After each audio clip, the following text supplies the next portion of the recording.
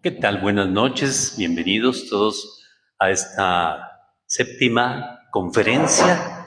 Si está bien el número que está en la presentación, séptima conferencia de Santa María Rosa Mística. Chéquenle que haya quedado bien en pantalla esa numeración, porque luego ha habido confusión. Esta es la séptima que llevamos en esta serie de Santa María Rosa Mística. Pues bien, el mundo entero se ha echado al frente en este año 2025 con muchas expectativas del orden espiritual, también del orden político y también del orden geopolítico, es decir, que abarca el planeta entero. Vamos en la misma barca, ya no es como antes, que ocurría un virus allá en China y no nos pasaba nada. Ahora no, un virus pasa en China y nos llega aquí en menos de 3 semanas. Y lo mismo ocurre no solamente con los virus biológicos, sino también con la política, con la economía. Entonces, tenemos que estar bien enlazados con el cielo para comprender los signos de los tiempos. La Virgen María nos ayuda con sus mensajes a poner los pies bien puestos sobre la tierra y que podamos rectificar todo aquello que no ayuda a la salvación. Yo quisiera pedir de favor que cerráramos las puertas porque en particular saña jalan el claxon los camioneros para saludarse, pero pues aquí se convierte en una caja de resonancia. Y los que iban a venir llegaron, y los que no, pues ya ni modo. Muchas gracias, pero pongan los ganchitos porque el viento las vuelve a abrir. Muchas gracias. Bien, pues vamos a hacer una oración en esta rectoría de San José. Pues vamos a pedir la intercesión de San José. Y así, pues he elegido de este documento del Papa Francisco, Patris Corde, con corazón de padre, y una carta apostólica, una de las oraciones. Una preguntota, ¿no está muy retirada la cámara? Solamente así abarca, ¿sí? Ok. Bueno, vamos a hacer esta oración.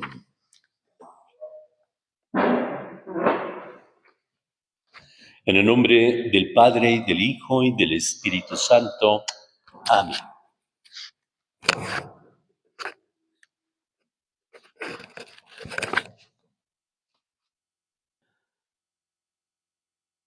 Oh San José, a quien Dios eligió para llevar el nombre y desempeñar el papel de padre a los ojos de Jesús, tú que fuiste entregado a Él como esposo purísimo de María, siempre virgen, y como jefe de la Santa Familia en la tierra, tú a quien el vicario de Cristo eligió como patrono y abogado de la Iglesia Universal, fundada por el mismo Cristo, Señor, con la fe más grande posible, yo imploro tu ayuda poderosa para esta misma Iglesia que lucha sobre la tierra. Te lo suplico, protege con cuidado especial y con amor verdaderamente paterno del que ardes al pontífice romano, el Papa Francisco, a todos los obispos y presbíteros unidos a la Santa Sede de Pedro en esta misa que hemos ofrecido por las vocaciones al orden sagrado. Sé tú el defensor de todos los que sufren por salvar a las almas que están angustiadas e inmersas en las actividades de esta vida. Haz de modo que las personas se sometan espontáneamente a la Iglesia, que es el medio absolutamente necesario para obtener la salvación. Dígnate aceptar, Santísimo José, el don que te hago. Me fío completamente de ti, a fin de que tú quieras ser siempre para mí un padre, un protector y un guía a lo largo del camino de la salvación. Dame un corazón puro, un amor ardiente por la vida interior. Haz que yo mismo siga tus huellas y que dirija todas mis acciones a la gran gloria de Dios, uniéndolas a los afectos del divino corazón de Jesús y del corazón inmaculado de la Virgen Madre. En fin, ruega por mí y por todos nosotros y los que te van siguiendo en la transmisión, a fin de que podamos participar de la paz, de la salud y de la alegría que tú gozaste un tiempo, muriendo así santamente. Amén. En el nombre del Padre, y del Hijo, y del Espíritu Santo. Amén. Pueden sentarse. Esta oración la he tomado del apéndice de este documento, que es una colección de oraciones a San José, y esta que he leído hoy es de el Beato Papa Pío IX. Bien, que fue el que declaró a San José como santo patrono de la Iglesia. Bien, yo quisiera comenzar esta conferencia de Santa María Rosa Mística, la séptima, dando lectura a un par de textos de la Sagrada Escritura. Ya saben ustedes que la traducción que he estado ocupando con ustedes en estas transmisiones, en estas conferencias, es la de Staubinger.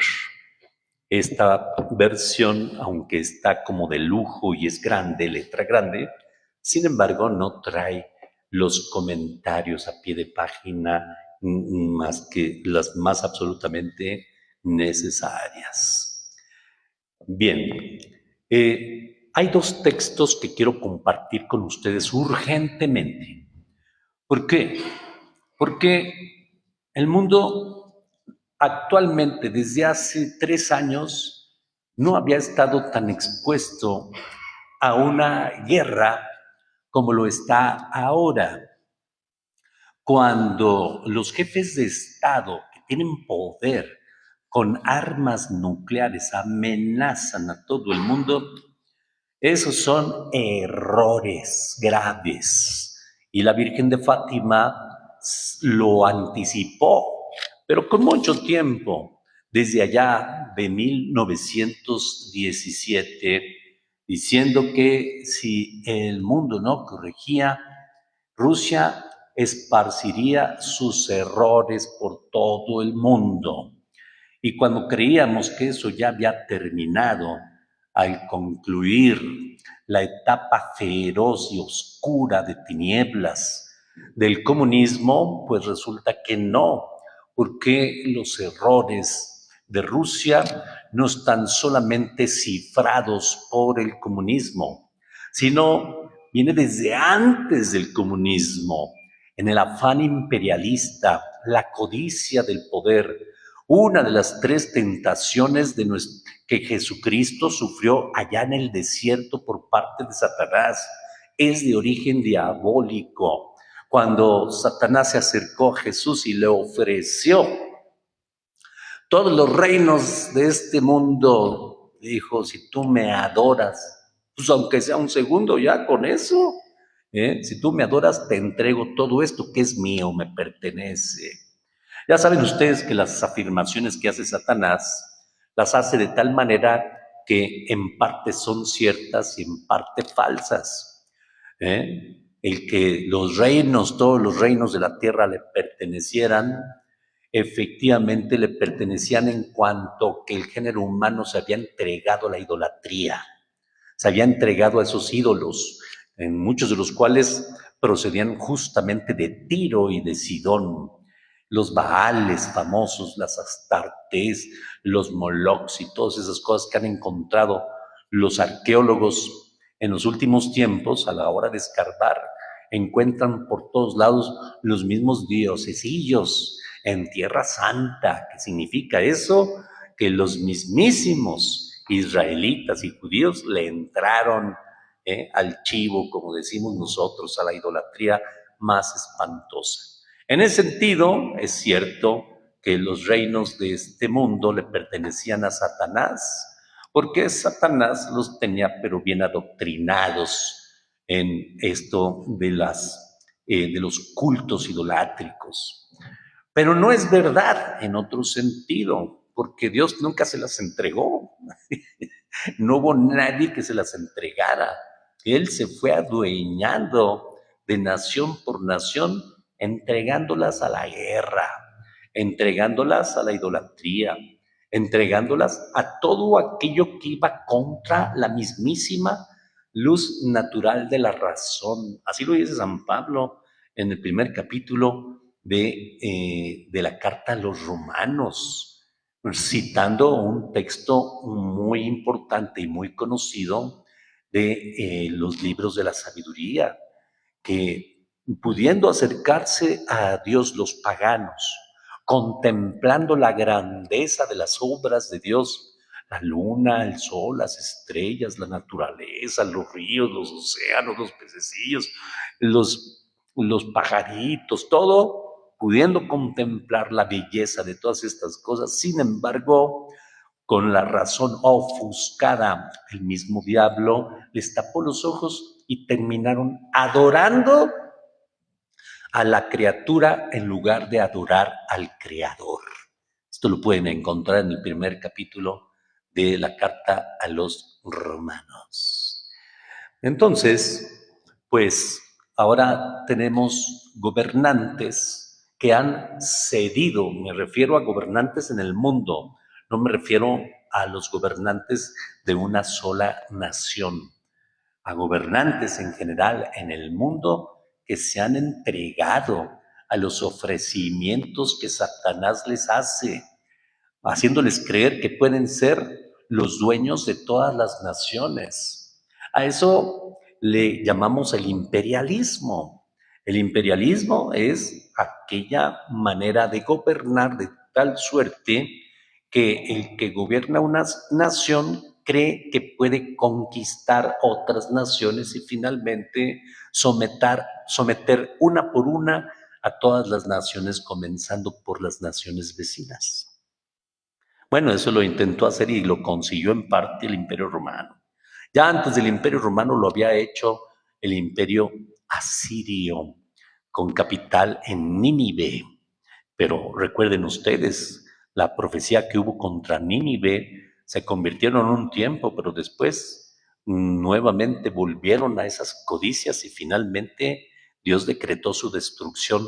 Todo viene en la Biblia, ¿eh?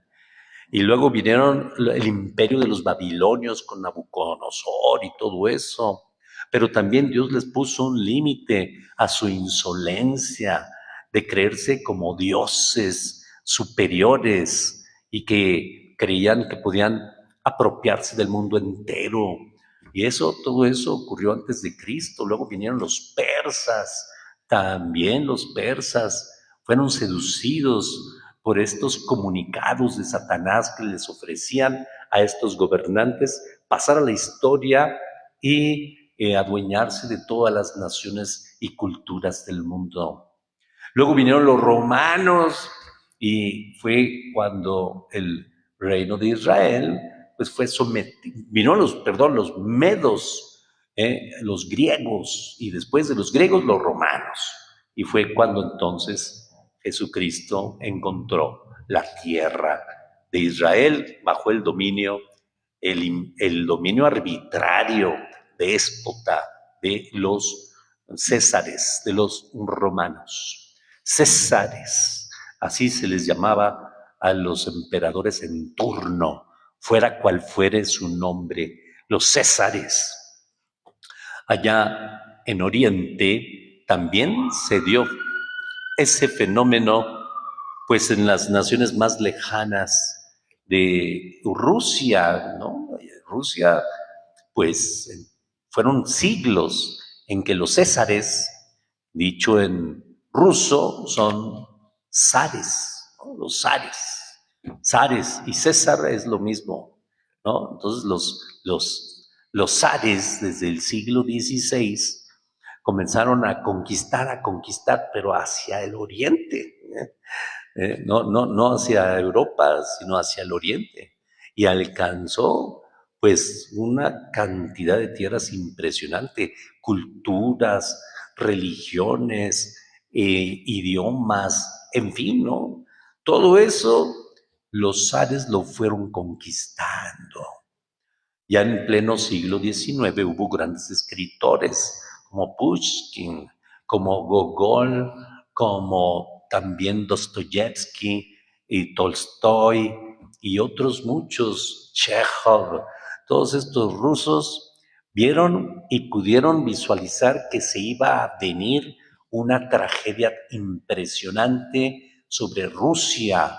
¿Por qué? Porque se estaban cultivando toda clase de errores ideológicos procedentes de Alemania, el comunismo, comenzando por el socialismo francés, que era otro tipo de concebir la ideología socialista.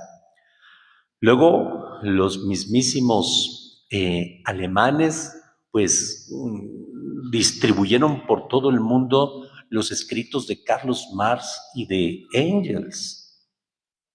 Y entonces, pues, se fueron dejando seducir por toda la mentalidad hasta que se organizaron los bolcheviques entre 1905 y 1917 para acabar con el régimen de los zares. Se oía de mucha justicia.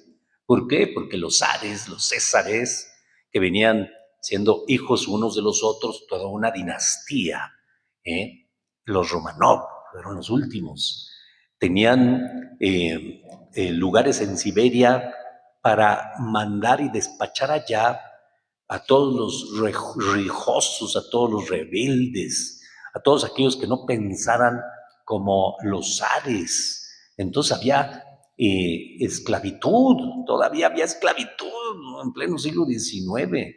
No les llamaban esclavos, les llamaban siervos. O sea, que vivían en una especie de feudalismo en que había señores y siervos. Entonces, ante esas situaciones de injusticia, errores de Rusia, imperialistas, pues se organizó obviamente otro mal terrible que fue el bolchevismo. Hicieron pomada, tomaron presos a los Romanov, a los hijos que estaban chiquitos, los mataron, los ultimaron, los hicieron pomada, los despedazaron como fieras salvajes del Apocalipsis, porque eso está también escrito en el Apocalipsis, la plaga de las fieras salvajes. No se refiere a los tigres, a los leones, a los osos, a los coyotes, se refiere a gente así armada, que sin absolutamente ningún escrúpulo es capaz de tomar las armas y matar a diestra y siniestra, chicos y grandes, justos e injustos, de la dinastía o no, aquellos que se opusieran como aplanadora acababan con ellos. Y así, entre estos errores del pasado en Rusia y los nuevos errores, así fue transitando todo el siglo XX. Y luego, ¿qué pasó? En la misma ideología de Lenin, que era de extracción marxista totalmente, él propuso que en 70 años tenían que haber alcanzado todos sus objetivos. Ajá, pues ¿qué creen? Pasaron 70 años y no solo no lograron los objetivos de justicia y de todo lo que predica el comunismo para ganar adeptos, sino no solo no lo consiguieron, sino que hicieron entrar a toda la Unión de Repúblicas Soviéticas Socialistas a una crisis espantosa. Los errores de Rusia, de los cuales habló la Virgen María de Fátima, allá a estos niñitos inocentes, como lo fueron Lucia, Francisco y Jacinta. Lucia, que murió un 13 de febrero, como el día de hoy, pero de 2005, unos cuantos meses antes del Papa San Juan Pablo II en 2005. Entonces los errores de Rusia habrían de esparcirse por el mundo entero. Uno de ellos, el más evidente actualmente, es el nuevo zar, el presidente de aquellos lugares. Voy a evitar decir nombres para que no saboteen la transmisión. El presidente de aquella nación, pues es un zar nuevo, el nuevo zar. Hay libros incluso que nos hablan cómo se fue gestando en la cabeza, en la mente, en la familia y en las corporaciones policíacas de aquel país, cómo se fue gestando en el alma esta tentación, en el alma del actual presidente de aquella nación.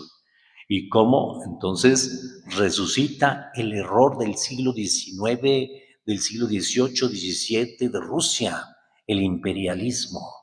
Pero no solo eso, en eso él no está solo, sino que le va haciendo eco, le va haciendo fanfarrias, le va bendiciendo todas sus resoluciones. El patriarca de la Iglesia rusa ortodoxa, también voy a evitar decir su nombre, pero el Papa Francisco se lo dijo a través de un correo electrónico: oye, ¿cómo te pones al servicio de este hombre?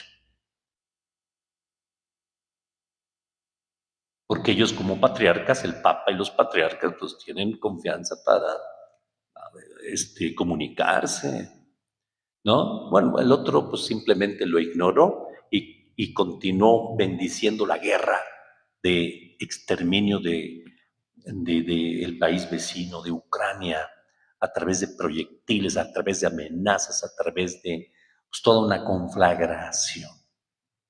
Entonces, actualmente ya entramos, después de 3 años de guerra, ya entramos a una nueva expectativa.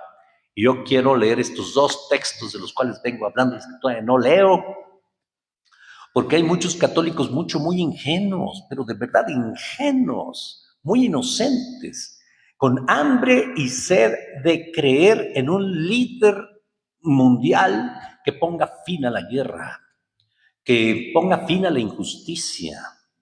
Alguien que pues prácticamente sea una especie de mesías político, una especie de salvador, que ponga en paz a las naciones beligerantes. Ante esa sed y hambre de paz, bueno, pues ya surgió uno, ¿verdad?, cuya petulancia es tan grande y su megalomanía es tan, pero tan grande, que ya saben cómo se comportan los charlatanes. Con una llamada telefónica, yo pongo en cintura aquel, y con otra llamada telefónica, pongo en cintura este otro, y la paz vendrá. Y son muchos los católicos los que aplauden y le tienen puesta su veladora a ese personaje que quiere dominar el mundo, un nuevo reparto del mundo, y se quiere apropiar del Canal de Panamá, de Groenlandia y lamentablemente de parte de México, comenzando por cambiarle el nombre al Golfo de México. Espero que no me corten la transmisión antes de leer estos 2 textos, ¿verdad? Pero el argumento de estos católicos, que no crean ustedes que son ignorantes, No, hay católicos muy ilustrados, que sin embargo el deseo, el hambre y la sed de que haya paz y de que haya alguien que tome el control de todo y que ponga en orden en todo, pues les hace creer que la paz ya está a la puerta. Ya llegó la paz. Bueno, ¿qué dice el profeta Jeremías? Capítulo 6, versículo 14. Voy a leer desde el 13. Jeremías tuvo que combatir contra los falsos profetas, contra los profetas oficiales del reino de Judá. El rey de Judá tenía sus profetas que lo alababan, que le daban por su lado. ¿Qué hora quiere usted que sea? Pues las 10:15, esas son las horas que usted diga. Ya saben cómo se resuelven algunas cosas los que están pues queriendo siempre obtener el favor del rey o del gobernante en turno.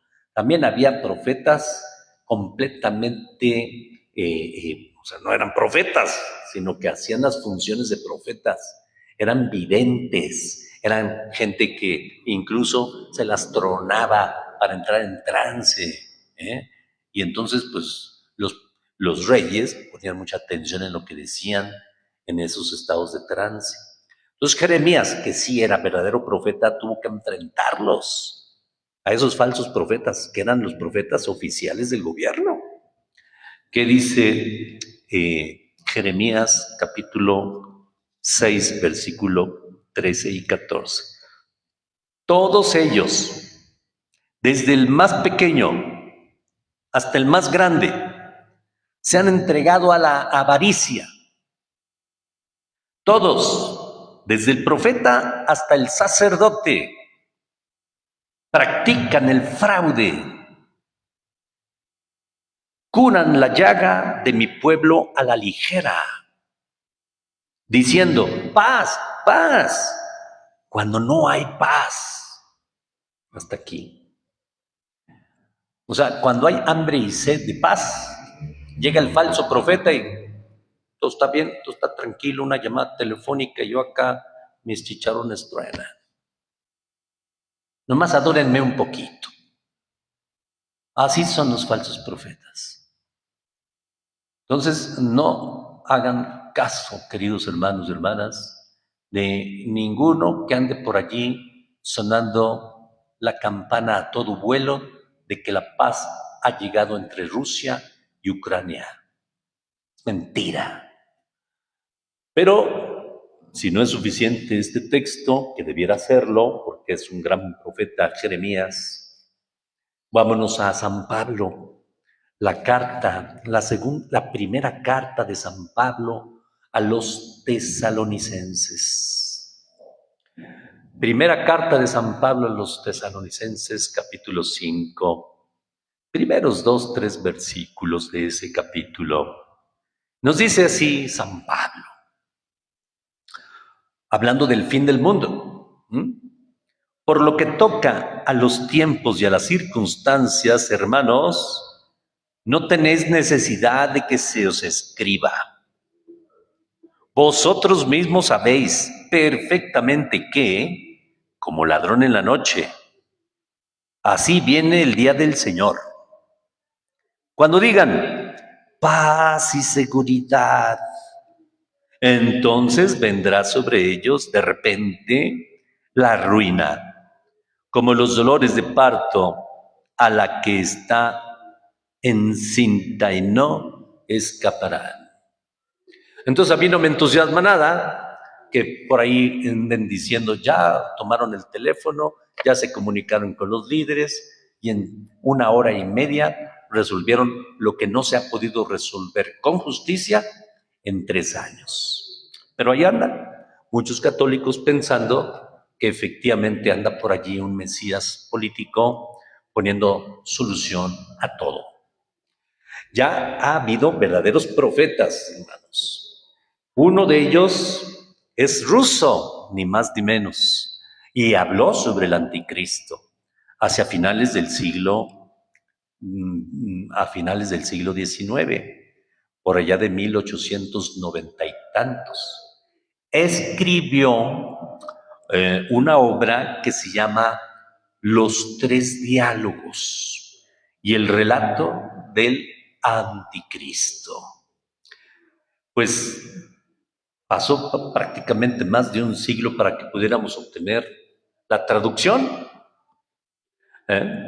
La traducción, porque los mismos rusos, pues bajo el régimen soviético, pues ¿qué iban a promover? La venta y o traducción de las obras de este gran profeta del siglo, finales del siglo XIX. Se llama Vladimir Soloviev. Vladimir Soloviev. Este es el libro.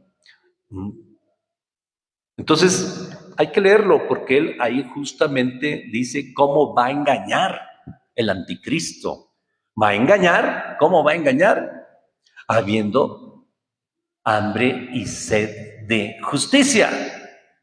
Y entonces se presenta como el que le pone remedio a todo eso.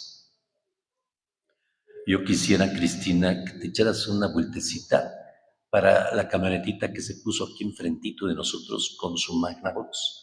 Les dijeras que estamos en una, por favor, en una conferencia. Gracias.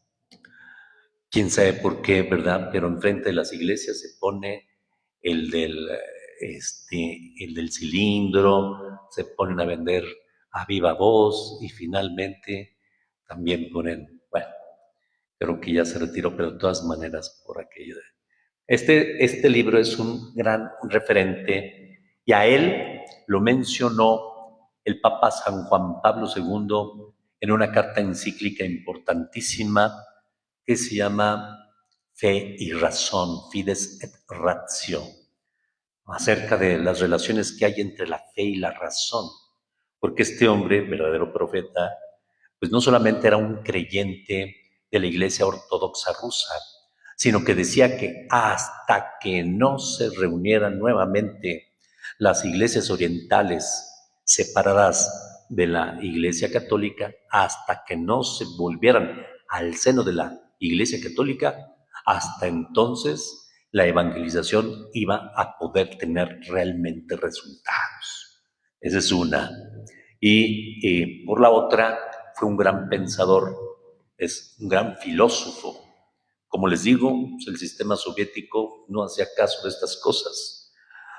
Y una vez que se han traducido, ha sido en Europa y en América Latina donde verdaderamente le hemos dado su valor. En ese documento de San Juan Pablo II lo mencionan como un grandísimo personaje. No solamente San Juan Pablo II en ese documento, también otros filósofos cristianos europeos lo han citado, pero así con abundancia. Así es que ese es un texto muy importante. Hay otros profetas del siglo XX que han sido testigos de la barbarie, de los errores de Rusia durante el siglo XX y que aún hoy por hoy, siguen siendo perseguidos. Algunos ya murieron, pero otros siguen con vida. No todos son rusos, también los hay bielorrusos, los hay ucranianos, también incluso una norteamericana y se llama Annie Applebaum. Ya en otra de las conferencias les había mostrado yo esta investigación. No es un libro, no es literatura clásica ni nada. Es el producto de una grandísima investigación que como periodista ella recabó toda la información que los rusos, los errores de Rusia quisieron esconder, que fue la gran hambruna ocasionada en Ucrania.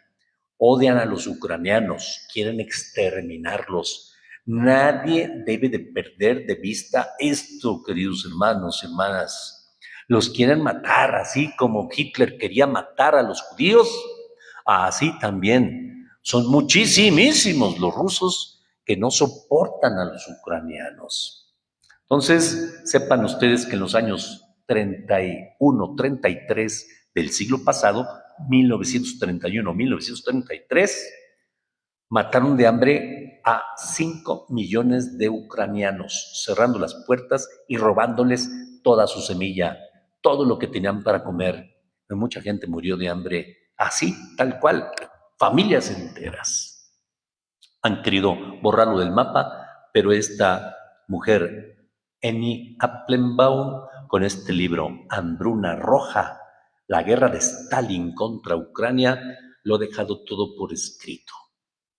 Y también ha tomado testimonios de ancianos que todavía viven y que vivieron todo eso. Esta es otra profeta que verdaderamente hay que leer o hay que escuchar. También tenemos a una premio Nobel, de ella también hablé en otras conferencias, que es bielorrusa. Ella ganó el Premio Nobel de Literatura del año 2015. Se han traducido como 5 o 6 obras de ella al español y este es uno de esos libros. Los tengo todos, ¿eh? A ella hay que comprarla con los ojos cerrados, porque su labor también periodística, al igual que Annie Appenbaum, norteamericana, esta bielorrusa también se ha dedicado o se dedicó durante muchos años a entrevistar a todos los ancianos que les tocó vivir los horrores del sistema comunista soviético, la dominación del imperio. Entonces, bueno, pues todo eso a los 70 años que dijo Lenin, que si no se hacía nada, pues ya no se hizo, fue cuando Gorbachev decretó la perestroika y liberó a todas las repúblicas soviéticas socialistas para que le continuaran cada una por su propia cuenta y que consiguieran sobrevivir. ¿Por qué? Porque la economía comunista, los errores de Rusia, no habían permitido un sano desarrollo de esas sociedades. Hasta ahora, aproximadamente 30 años después de la liberación y de la derrota del comunismo allá en la Unión Soviética, hasta ahora aquellas ex repúblicas soviéticas se han podido levantar, tienen la esperanza que con todo su potencial humano y recursos naturales puedan ser grandes naciones, pero naciones de paz, naciones que aprendieron de todos los horrores, de los errores de Rusia. Y bueno, una de esas ex repúblicas soviéticas socialistas es Ucrania.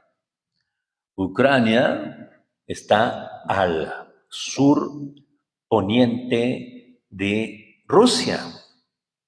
Entonces, hay en toda la parte oriental de Ucrania yacimientos muy grandes que antes no se valoraban, de tierras raras, les llaman tierras raras, de donde se puede extraer los minerales para hacer las baterías de los carros eléctricos, litio, uranio y otras cosas muy valiosas.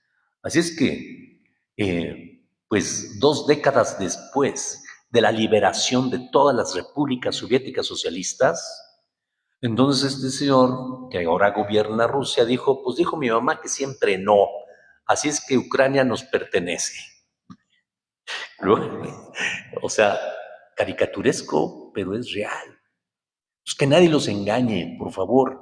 Hay quienes les han puesto veladoras a ese señor y al otro que se ha comunicado con él hace un par de días. Porque los consideran santos, porque están contra el aborto. No más por eso. Y no, solamente por eso. Aunque todos los signos son de terribles consecuencias que van a producir en toda Europa, en toda América Latina, en Centroamérica y lamentablemente en los países vecinos, como México. Bueno, entonces, estos 2 textos que les acabo de leer son para que nadie se vaya con la finta de que gracias a la autoridad y la palabra de un hombre loco va a llegar la paz. Lo que va a llegar va a ser, en todo caso, una paz forzada, llena de injusticia, en la que Ucrania tenga que ceder una tercera parte de su territorio, incluida la península de Crimea, que es de Ucrania, no es de Rusia, es de Ucrania. Entonces van a tener que ceder todo eso, ¿verdad? Y dejar abandonada a su suerte a esa nación para que no tenga medios con que defenderse. Y a la postre, todos los miles de muertos que ha habido resulte inútil, tanto de un lado como del otro. Este libro de Svetlana Alexievich, premio Nobel, por favor su celular, premio Nobel, se llama Los muchachos de Zinc. Es toda una recopilación de testimonios de la gente, familiares de los soldados que regresaron muertos en ataúdes hechos de zinc de allá de Afganistán, cuando Rusia invadió, para variar, Afganistán. No le bastaban toda la bola de repúblicas soviéticas que antes eran propiedad del zar, antes de la revolución bolchevique, querían ir por más y fueron por Afganistán. Pero pues aquellos hombres de Afganistán no se dejaron y presentaron batalla durante muchos años hasta que consiguieron echar fuera a los rusos. Bueno, entonces, pues toda esta obra es una colección de testimonios de los supervivientes soldados que regresaron, todos diezmados, todos mutilados, todos traumados, nunca pudieron volver a hacer la vida de antes, y de los familiares de los muertos. Entonces, los ataúdes de zinc llegaban sellados, no los podían abrir, simplemente tenían una papeleta encima que indicaba el número del soldado, su nombre, su procedencia y entregarlo a los familiares, nada más para que los vieran, pero, o sea, los puros ataúdes, pero luego se tenían que enterrar y no tenían permiso ni el modo de cómo abrir los ataúdes y conocer que efectivamente lo que allí había era el cadáver, pues del hijo, del primo, del hermano, ¿no? No podían, no tenían derecho, y cuidadito, ¿verdad? Meses después, aquellos iban y desenterraban los ataúdes, los abrían. ¿Qué iban a encontrar? No, bueno, no, bueno. O sea, así como para una película de horror. Todo eso en los años 80, que fue la famosa invasión de Rusia contra Afganistán, y pues muchos países que iban a ir a las Olimpiadas en Rusia, en la URSS, la Unión Soviética, pues no fueron. Pues entonces, pues, no, como que se saboteó todo el sistema internacional de competencias para, pues, a lo menos convivir entre las naciones. Ahora se ha roto nuevamente el orden internacional con esa invasión nueva de hace 3 años, nueva, pues es la más reciente, que trastorna todo el orden internacional que se había logrado fraguar con tanto esfuerzo en la Organización de las Naciones Unidas. Ya no sirve para nada. La Organización de las Naciones Unidas ya no sirve para nada, para nada. Entonces ya ahorita cualquiera de estos tipos locos puede invadir a otro país y no hay quien les diga nada, no hay manera de sancionar. Estamos sin policía, pues. ¿Qué pasa en un país donde no hay policía? Pues sálvese quien pueda. Ahorita el mundo entero está así, sálvese quien pueda. Y si un loco agarra y te amenaza y ese loco tiene las armas, o sea, ¿qué puedes hacer? Entonces, mucho cuidado, que nadie los engañe. Tengo a estos 3 profetas de nuestro tiempo, ya vive todavía y la siguen entrevistando. Ustedes pueden conseguir en el YouTube o en otras plataformas las entrevistas que le han hecho a esta gran mujer que se ha dedicado justamente a esa labor periodística, crítica y pues con todo un cariz social, rescatar la memoria de los caídos. Tiene un libro sobre Chernóbil, tiene otro libro sobre las mujeres que fueron asediadas, acosadas, ultrajadas y violadas durante la Segunda Guerra Mundial, ya viejitas, pero dieron su testimonio, las sobrevivientes. La guerra no tiene rostro de mujer, se llama esa obra, y otras más. Entonces yo les recomiendo ampliamente porque si alguien empieza a creer que de veras estos son unos santitos, que por favor despierten muy bien. Muy bien, entonces, esto tiene mucho que ver con las apariciones de la Virgen María allá en Italia, a Pirina Gili. Miren, les voy a recordar nada más dónde me quedé la vez pasada, el 13 de enero. El 13 de enero yo me quedé con lo de la medalla, una medalla que al frente está la Virgen María con una leyenda rosa mística. Y al reverso de la medalla hay una iglesia de 3 cúpulas o 3 puertas que dice Madre de la Iglesia. Ahí fue donde yo me quedé de la tercera serie de apariciones. Fueron como 5 series de apariciones, tengo que recordárselos, para que nos ubiquemos en qué parte nos encontramos. La primera serie de apariciones en las que ella pues no terminaba de sorprenderse, ¿por qué a ella, verdad? En un hospital atendido por religiosas, ¿por qué a ella? Fue en 1947, inmediatamente después de la Segunda Guerra Mundial. Todo ese año de 1947 ya lo repasamos, a lo menos con pequeñas muestras, no lo agotamos todo, pero sí algunas muestras significativas. Luego, la segunda serie, pues fue en 1966. Allí hubo otra ráfaga, digámoslo así, como una segunda serie de apariciones y mensajes muy profundos y no pequeños, no de telegrama, o sea, conversaciones enteras entre la Virgen María, entre la Virgen María y Irina Gili, italiana ella. Luego, una tercera serie va desde 1967 hasta 1973. Esa es como la tercera serie donde nos quedamos.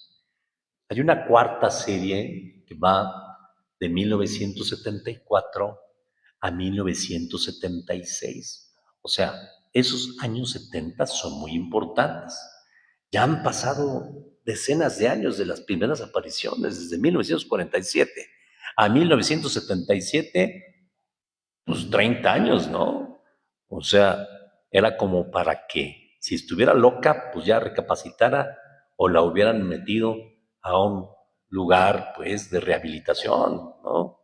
O tuviera su terapia o algo. No, ella tuvo una vida interior intensa, mística, bajo la supervisión y el cuidado siempre del director espiritual, del confesor y del obispo. Entonces, pues no como ahora, ¿verdad? Que cualquiera dice, la Virgen me habla, y ahí van todos detrás para ver cuál es la próxima profecía. Hay mucho charlatán, por favor, tengan mucho cuidado en los medios. Hay mucho charlatán, incluso con el alzacuellos puesto. O sea, presuntos sacerdotes en activo. Pero luego cuando uno empieza a investigar quién es su obispo, ahí ya se perdió, no se supo ni dónde quedó la bolita. Cuando no sepan que un sacerdote tenga obispo, cuidado, no lo escuchen, no lo escuchen. Puede ser un sacerdote suspendido, puede ser un sacerdote desobediente, que ande de vago. El derecho canónico así les llama, vagos.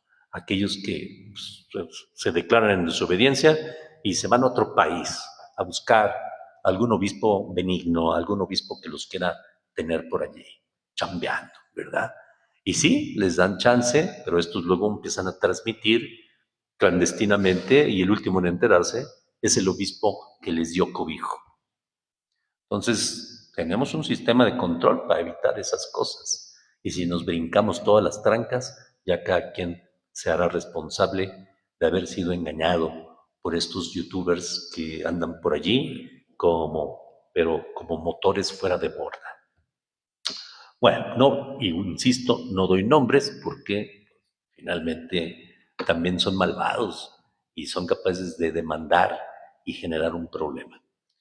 Entonces, regreso al punto donde me quedé la vez pasada, que es ni más ni menos que el 20, fíjense bien, me quedé en el día 19 de mayo de 1970. ¿Alguien de ustedes aquí recuerda qué estaba haciendo el 19 de mayo de 1970?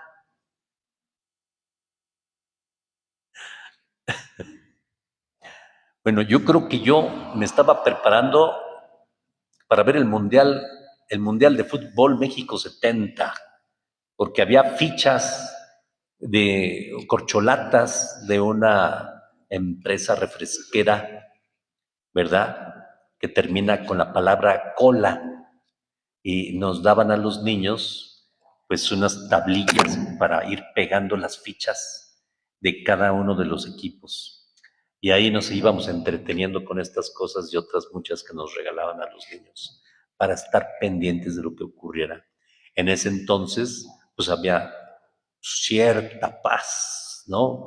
Las naciones jugaban unas contra otras y no había líos. Y en México, sí había líos en México. Acababa de ocurrir, ¿verdad? Lo del 68 y luego llegó otros problemas de la banda 23 de septiembre de terroristas mexicanos, bueno, pero pues eso es lo que estaba ocurriendo más o menos en el mundo. eh, México 70 nos preparábamos. No sé en qué mes de ese año empezamos juegos, yo creo que en agosto, septiembre, tal vez, no sé. Bueno, pero allá en Italia, 19 de mayo 1970, la Virgen María no andaba en los estadios de fútbol, andaba con Pierina Gili, dando mensaje para generaciones posteriores, porque estas cosas quedaron anotadas en sus apuntes, en sus memorias, y no se conocieron sino mucho tiempo después. Bueno, entonces, el 19 de mayo de 1970 se le aparece la Virgen. Esta aparición tiene un significado peculiar, pues Nuestra Señora da a Pierina indicaciones sobre la medalla de rosa mística. Entonces les voy a enseñar una, se las bajé porque la vez pasada se me olvidaron. Tengo algunas, voy a sacar una. La mía, por supuesto que ya la traigo colgada al cuello. Y me voy a acercar a la cámara, o si alguien me hace el favor de acercarla, no la cámara, sino la medalla, para no mover allí. De un lado está la Virgen María con... No. ¿Sí se ve? Ajá. Entonces, de un lado, colocada, bueno, pues bien, para que la Virgen se vea derechita. Está la Virgen con unas letritas que dicen Rosa Mística, Santa María Rosa Mística. Y al reverso,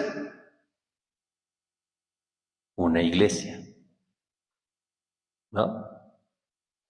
¿Sí? ¿Sí se ve? Y ahí dice Madre de la Iglesia. Solo que cuando se las mostró a Pirina Gili, mostró en una mano grandota de un lado y en la otra manita de la Virgen mostró el reverso que debía de acuñarse. Fíjense, entonces dice así, indicaciones sobre la medalla de rosa mística. En las manos abiertas e inclinadas hacia abajo muestra el modelo de una medalla redonda, no es ovalada como la Virgen de la Medalla Milagrosa, que es ovaladita. Esta es redondita, completamente redonda. Entonces, bueno, trae de un lado lo que ya les dije y del otro también. Y le dijo, haz acuñar una moneda según este modelo. Por un lado, Rosa Mística y por el otro, María, Madre de la Iglesia. Así es que esta aparición ha de quedar en nuestra memoria y ha de ser invocada siempre como Madre de la Iglesia. Es decir, es inseparable la iglesia, María de la Iglesia, el cuerpo místico de Cristo. Si alguna aparición de la Virgen María nos separa de la Iglesia, esa no es la Virgen María. Y por ahí anda sonando una, que no voy a decir su nombre, ¿verdad? Para no hacerle publicidad, pero habla cosas horribles de varios papas, a partir del Concilio Vaticano II. Qué casualidad, hay enemigos del Concilio Vaticano II y ellos son los que están promoviendo esa supuesta aparición que nunca jamás fue aprobada por la Iglesia, en un lugar de España, al norte de España. Entonces, pues habla pésimo allí, supuestamente la Virgen María, contra Juan XXIII, contra San Juan XXIII, contra San Pablo VI, contra San todos los demás, ¿verdad? San Juan Pablo I, San Juan Pablo II, todos. O sea, pues no, claro que no, son la Virgen María. Y entonces continúa diciendo, he sido enviada por el Señor, que acogió a Montichiari, el pueblo de Pirina Gili, donde se le apareció en 1947, para traer el don de su amor, el don de la fuente de gracia, ¿no? Fontanelle, la fuente donde el agua brotó, y que es algo así como la continuación en Italia de lo que la Virgen comenzó en Lourdes, a quien acabamos de celebrar. El agua milagrosa, ¿no? Bien, el don de la medalla de mi amor maternal, lo dice ella en primera persona, y el don de la medalla de mi amor maternal. Yo intervendré en la difusión de la medalla, prenda de caridad universal. Mis hijos me llevarán sobre sus corazones. Ajá. Así es que, bueno, pues vámonos poniendo para identificarnos con estos hijos suyos. La llevarán sobre sus corazones a todas partes. Y yo les prometo mi protección maternal llena de gracias. En este tiempo en que se quiere destruir la veneración que se me tributa. Entonces, pues sí, no hace mucho, hace algunos días empezó a circular en todos los medios electrónicos digitales, pues unas imágenes bastante desastrosas y pero muy insultantes de las imágenes de la Virgen María, de la Virgen de Guadalupe. Lo alcancé a decir en la conferencia anterior, el Zócalo anduvo circulando por allí el día 12 de enero. En el Zócalo algo ocurrió allí, se llenó de gente y empezaron a hacer circular, ¿no? La cara de ese personaje que estuvo en el Zócalo, pero con toda la figura de la Virgen María de Guadalupe. O sea, son muchos agravios muy grandes. Y la Virgen María lo dice aquí desde 1970. Lo dice bien clarito. En este tiempo en que se quiere destruir la veneración que se me tributa. No es adoración, es veneración, tal como ella lo dice. La teología católica le llama hiperdulía. Dulía es veneración. Hiper, pues mucha veneración. Le rendimos dulía, veneración a los santos. Pero a la Virgen María le rendimos hiperdulía, grandísima veneración. Y solamente culto de latría a el Padre, al Hijo y al Espíritu Santo. De ahí en fuera, nada. Bueno, entonces, así lo dice, hay quienes están interesados en destruir el culto que le rendimos de dulía, de hiperdulía a la Virgen María. Ella misma lo está diciendo. Esta medalla es el signo de que mis hijos están siempre conmigo, que soy la madre del Señor y madre de la humanidad. Este es el triunfo del amor universal. La bendición del Señor y mi protección estarán siempre con aquellos que recurren a mí. Entonces, ojo, ella es protectora, hay que recurrir a ella. Las letanías lauretianas nos enseñan a amarla, nos enseñan a ver en ella siempre, pues, torre de marfil, refugio de pecadores, auxilio de los cristianos, todo lo que decimos en las letanías, todo eso es la Virgen María. Por eso es que León XIII pidió desde el siglo XIX que se agregara al rosario el rezo de la letanía lauretiana, que viene desde el siglo XVI, la letanía lauretiana, pero se agregó al rosario apenas hasta el siglo XIX. Bueno, la Virgen de Loreto, las letanías están dedicadas a la Virgen de Loreto, pero de allí ya a la Virgen, bajo cualquier advocación, se le reza. Ok, el 17 de enero del año siguiente, 1971, ya me aventé una hora. ¿Cómo se sienten? ¿Sí? No los tengo así como ya inyectados de sueño, ¿no? Bueno, para el que tenga insomnio ya encontró la solución. Nos quedan unos 25 minutos. Al final les vamos a entregar las hojitas de la Virgen de Lourdes. Es un resumen muy apretado que yo hice pues hace algunos años, pero les sigo sacando copias porque la verdad es que está muy bueno el resumen. Y vamos a hacer la consagración del día 13, al final de la conferencia. El 17 de enero de 1971, Pierina recibe esta revelación. La Virgen se le presenta y le dice, reza, hija, reza y haz rezar.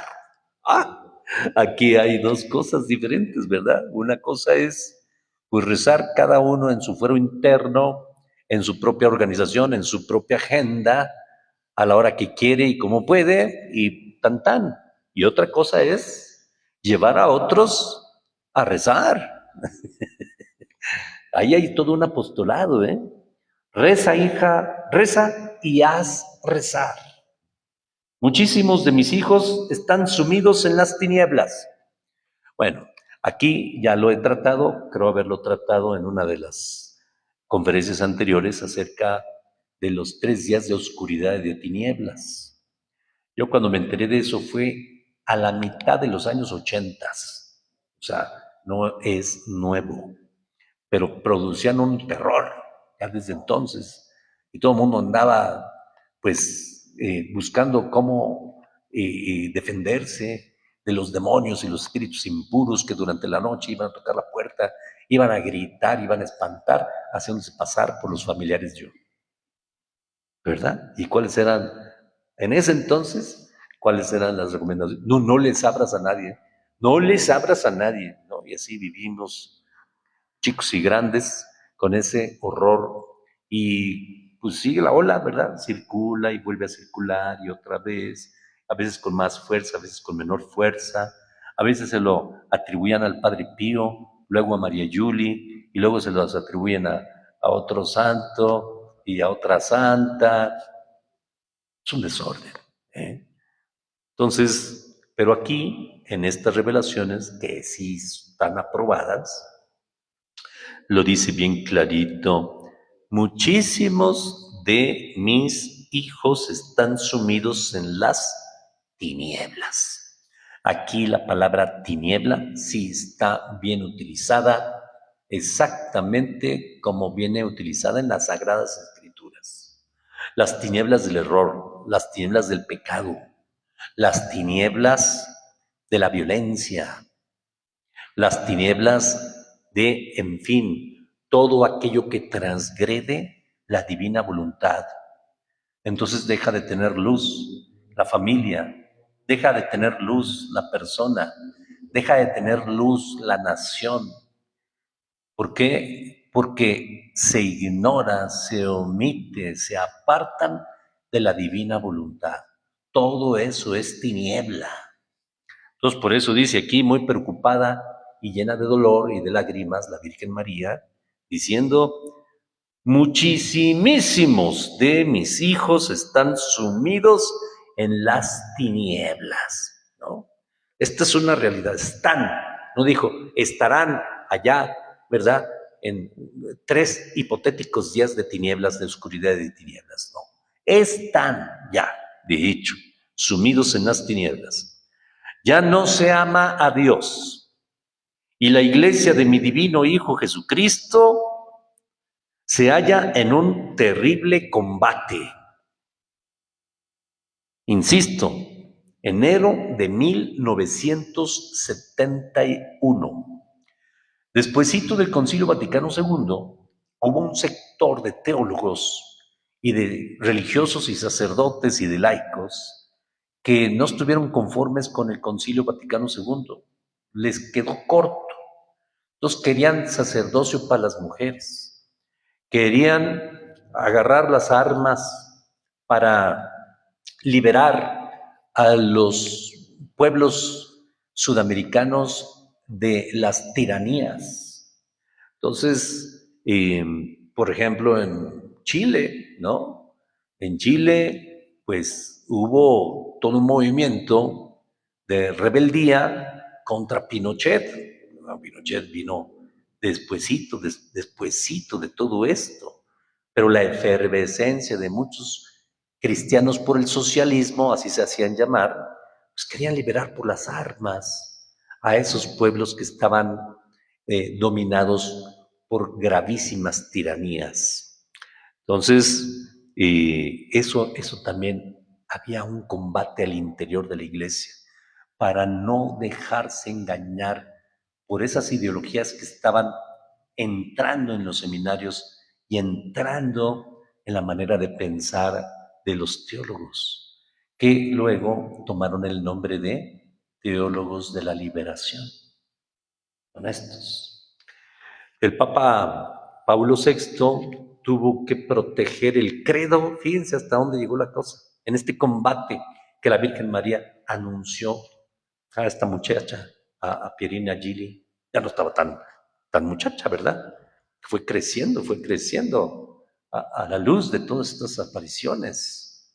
Entonces, ¿qué combate fue ese? El mismísimo Papa Paulo VI, que fue el continuador del Concilio Vaticano II, el que cerró el Concilio Vaticano II, tuvo que ponerle freno a toda esa gente que quería utilizar e instrumentalizar e interpretar el concilio para llevar agua para su pozo, malinterpretándolo todo. Entonces el credo lo empezaron a cambiar, ¿no? Vamos a cambiar el credo, usted ya no funciona. Entonces, es que no puede ser lo que estoy viendo. Esto no me puede estar pasando a mí, ¿verdad? El Papa Paulo VI. Entonces emitió un documento que se llama El Credo del Pueblo de Dios. También se puede adquirir en librerías religiosas. Un volumen así en donde está el credo, ¿verdad? Explicado por el mismísimo Papa. Este es el credo del pueblo de Dios y no lo van a cambiar, ¿no? Luego se metió la moda en varios países, y creo que todavía está por allí instaladón, la moda de cambiar el Padre Nuestro por un canto que no es el Padre Nuestro. Era el canto aquel de, no recuerdo el nombre del autor, muy famoso, por cierto, y muy querido, pero pues una cosa son cantos latinoamericanos y otra cosa es convertir esos cantos latinoamericanos en liturgia de la iglesia, ¿no? Creo en vos, arquitecto, ingeniero, na, na, na, na, na, na, na, na. ¿Se acuerdan ustedes de eso? Bueno, pues hay cantos muy bonitos, pero que no pueden estar en la liturgia, ¿no?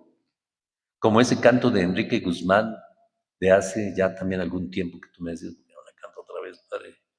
¿Cómo va?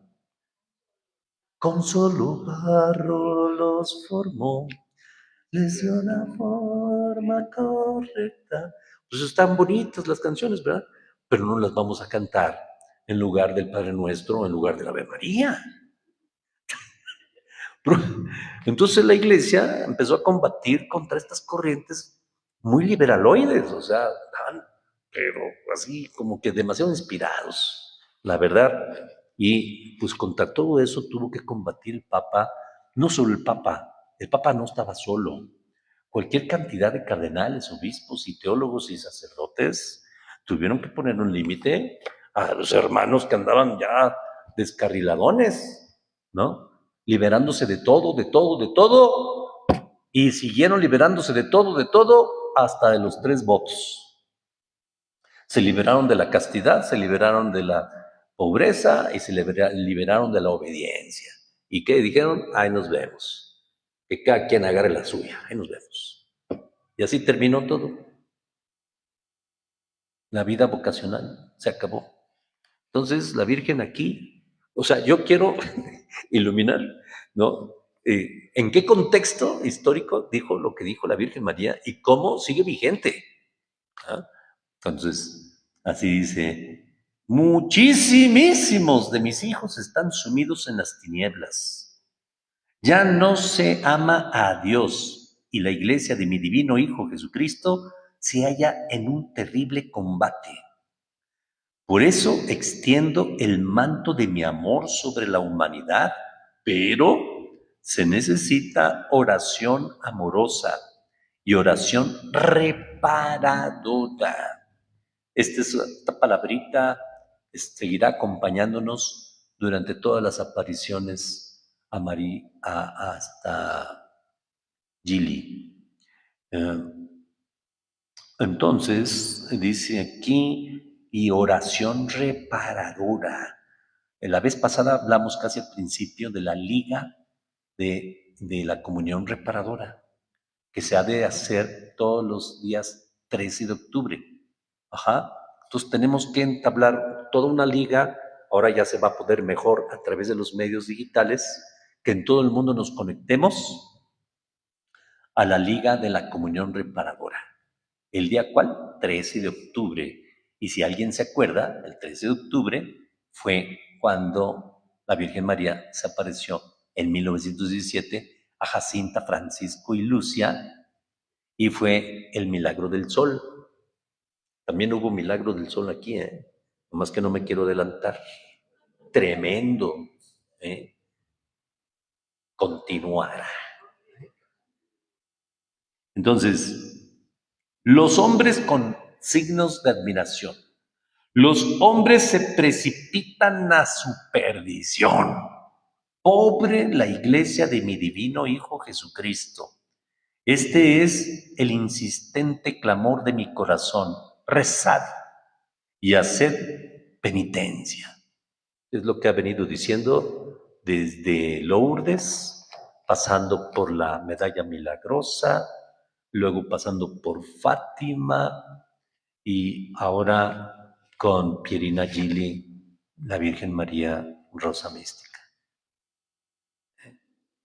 Recuerden ustedes que la tercera parte del secreto de Fátima se reveló oficialmente, y no hay otra cosa que revelar, porque ya está revelado. Fue revelado el 13 de mayo del año 2000. Ese fue el año en que fueron beatificados Jacinta y Francisco. Creo que La revelación de la tercera parte todavía tardó hasta junio, un mes después. Ahí tenemos la fecha. Y la revelación, perdón, la publicitación de esa tercera parte del secreto vino acompañada con el más perfecto y sabio de todos los teólogos que ha habido en el siglo XX y XXI, que fue Benedicto XVI. En ese entonces, el prefecto de la Congregación de la Doctrina de la Fe. Joseph Ratzinger, que luego fue el Papa Benedicto XVI.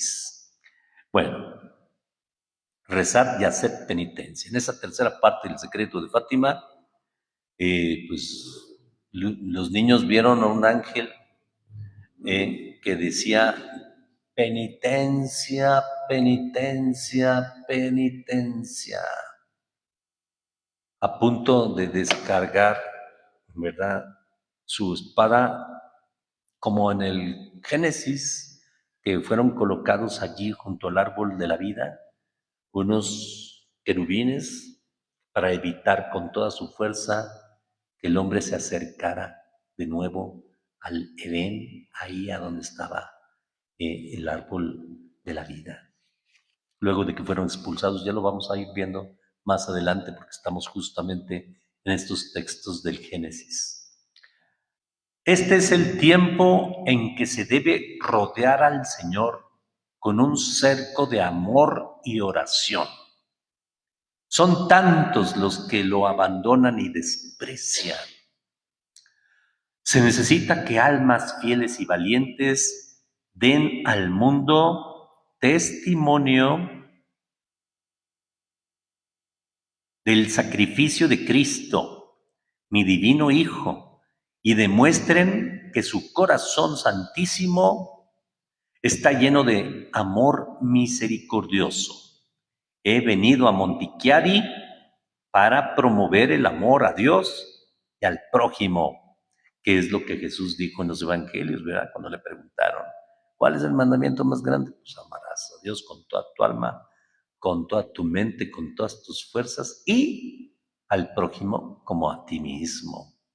La Virgen María no hace sino repetir el evangelio, poner acento allí donde se necesita, en aquello en lo que como que se nos va olvidando o no le vamos poniendo atención o la seriedad que eso merece. Ahí tenemos a la Virgen María, nuestra Madre, que nos va diciendo, a ver, mijitos, aquí esto les está fallando.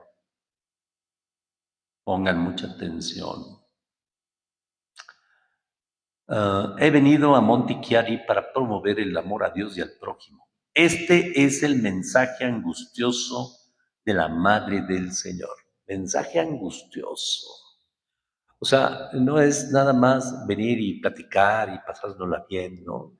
Sino que es escuchar un corazón angustiado, porque ve que sus hijos van a la perdición o ya están bien metidos en las tinieblas. 5 de agosto de 1972. La Virgen María, penetrada del más vivo dolor, habla a Pierina. Oh, cuán triste es ver cómo mis hijos se alejan de Dios su Padre.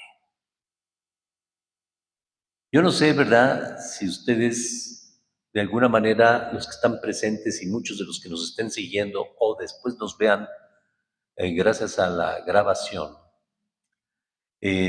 tengan también hagan empatía con el corazón inmaculado, doloroso de la Virgen María, cuando vemos que nuestros seres queridos, muchos son más cercanos que otros y amigos, pues como que simple y sencillamente no les mueve, no les hace la fe que nos mueve a nosotros, no les hace sonreír, no les da alegría, la buena noticia de la salvación y de todo lo que comporta Jesucristo unido a nosotros. Yo no sé si a ustedes, ¿verdad?, les pase eso, pero si les pasa, le ha pasado y le sigue pasando a la Virgen María antes que a nosotros. Porque ella sí que nos ama y nos ama con toda su alma, con todo su corazón, después de amar a Dios y su Hijo, ¿verdad? Nos ama a nosotros. Entonces, por eso dice, oh, cuán triste es ver cómo mis hijos se alejan de Dios, su Padre. Yo intercedo para dar mi amor a la humanidad y así atraerla con el dulce llamamiento de la bondad. Soy la madre amante que con el corazón adolorido clama, hijos míos, amad al Señor y dejad de ofenderle tan cruelmente. Hija mía, no guardes en el silencio la súplica vehemente de la Madre del Cielo. Repite a todos que se necesita oración y siempre oración para que los hombres vuelvan a la fe y al amor de Dios. Ay, miren, esto me recuerda mucho una frase llena de pasión, a gritos, de Santa Rosa de Lima.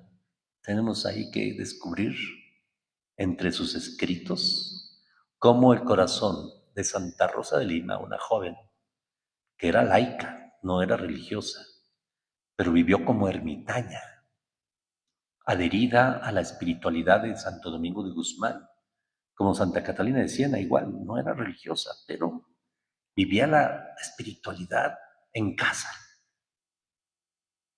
de manera independiente, como terciaria, ¿no? Entonces, Santa Rosa de Lima, siglo XVII, principios del siglo XVII, contemporánea de San Martín de Porres, peruanos los dos, ¿verdad? Y creo que los dos fueron bautizados por un obispo santo. Ahorita no recuerdo el nombre. Santo Toribio de Mogrovejo. A ver, apréndanselo. Santo Toribio de Mogrovejo. Mogrovejo, con B chica. Bueno, lo bueno es que ya quedó aquí grabado. Si se me borra de mi memoria, ya quedó grabado. Santo Toribio de Mogrovejo los bautizó y él anduvo a pie descalzo por todo Perú, visitando las comunidades más lejanas. ¿Y dónde que en Perú? Pues ya saben, ¿verdad? Hay que subir algunas alturas del Machu Picchu y otras cosas. Y a caballo y a pie andaba el obispo Santo Toribio de Mogrovejo. Bien, cuando se celebra ese obispo, siempre pedimos por nuestros obispos, para que nuestros obispos sean como Santo Toribio de Mogrovejo. Bueno, y luego sigue diciendo,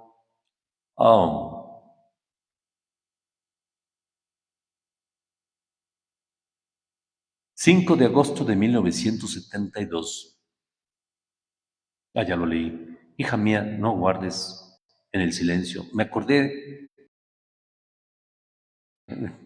¿ya regresamos? ¿Sí? Entonces, y luego, amad al Señor y dejad de ofenderle tan cruelmente, hija mía, no guardes en el silencio la súplica vehemente de la Madre del Cielo. O sea que la Virgen María quiere que nosotros seamos como instrumentos, que seamos la caja de resonancia de su corazón, que nosotros lo manifestemos, que ahora sí que nos echemos a nuestro lomo la responsabilidad de hacer públicos estos sentimientos de la Virgen María, no guardárnoslos, así como con Pierina Gili, ¿no? Y luego, los tiempos se oscurecen para que los hombres vuelvan a la fe y al amor de Dios. Los tiempos se oscurecen llenos de confusión y terror. Pero con la oración y la penitencia, mi corazón de madre alcanzará nuevamente del Señor el retorno de la luz y de la paz sobre el mundo. Fíjense, necesitamos hacer oración y penitencia para que el corazón inmaculado de María alcance nuevamente del Señor el retorno de la luz en medio de las tinieblas. Para que vean que no se trata de luz solar y de tinieblas materiales, sino de la falta de vivir en la verdad. Eso es tiniebla. Ya se acabó. Nomás termino de leer este parafito. Alcanzará nuevamente del Señor el retorno de la luz, del amor y de la paz sobre el mundo.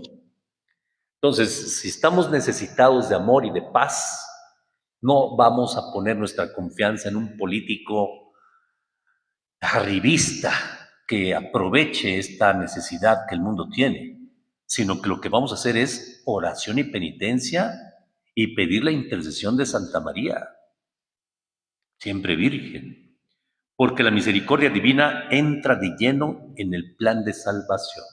Ha llegado el tiempo de hablar y contrarrestar la acción que pretende menoscabar la obra de Dios, negando que fui elegida para ser su madre. Sí, soy la madre del Señor y de toda la humanidad. Amaos los unos a otros fraternalmente y la paz triunfará. 11 de marzo de 1973. Mientras Pierina reza el rosario en su oratorio, se aparece la Madre de Dios y se une a su oración. Mueve los labios al recitar el Padre Nuestro, se inclina humildemente en el Gloria, y guarda silencio en el Ave María. Aquí pongo yo mi señalador. Aquí nos quedamos en este estupendo resumen de este libro que son las memorias y los diarios completos de Pierina Gili.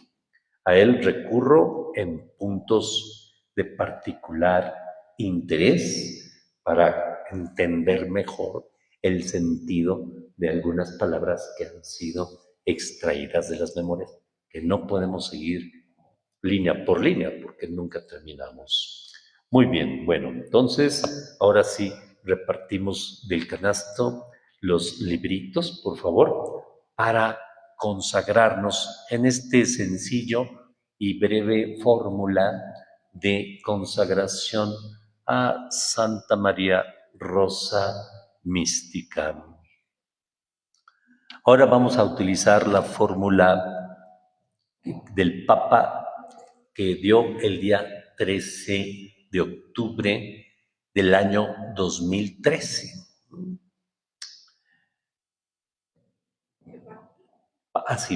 Página 40. Página 40, ¿ya tienen todos? Al final, pues los regresamos para seguir usando estos libritos. Estas hojitas ya se repartieron, ¿verdad? ¿Todavía no? Oh, bueno, ahorita que terminemos de consagrarnos y ya como parte final, repartimos lo de Lourdes.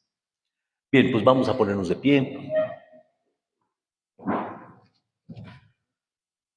Recuerden que el agua bendita y las consagraciones a la Virgen María son sacramentales.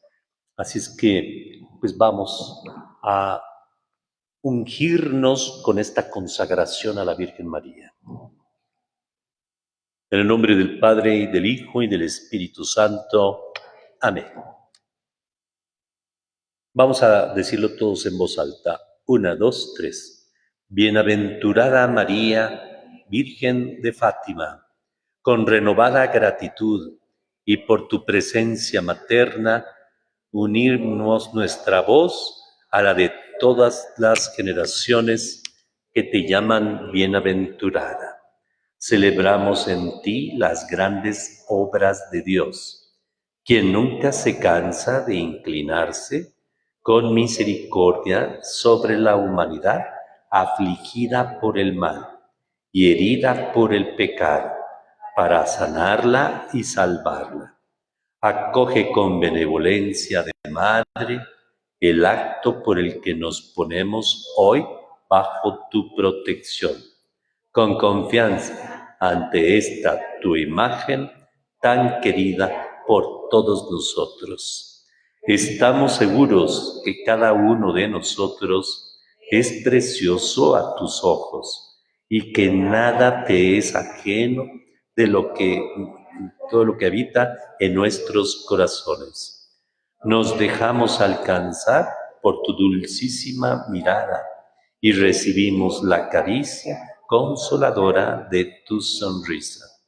Protege nuestra vida entre tus brazos. Bendice y refuerza cada deseo de bien.